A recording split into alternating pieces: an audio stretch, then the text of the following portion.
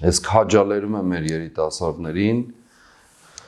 որոնք սկզբունքային, գաղափարական, արժեքներ ունեցող, արդարության ձգտում, ճշմարտության ետևից գնացող մարդիկ են, ովքեր չեն զլանում և չեն տրտնջում, նեղ դռնով, անձուկ ճանապարհով անցնելու միայն այն բանի համար, որ արժանապատիվ կյանք ունենան, հայրենիք ունենան, պետություն ունենան, որպեսզի հավատքի կյանքով, հոգևոր կյանքով, Աստծո սիրով ապրեն, որպեսզի իրենց նմանի նկատմամբ, իրենց ընկերոջ, եղբոր, քրոջ նկատմամբ, իրենց մեծերի նկատմամբ հարգանքով ապրեն և ոչ թե այսպես խախտված, քայքայված իրականության մեջ, որը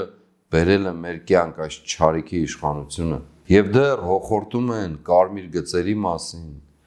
և դեռ հոխորտում են քաղաքական պատասխան տալու մասին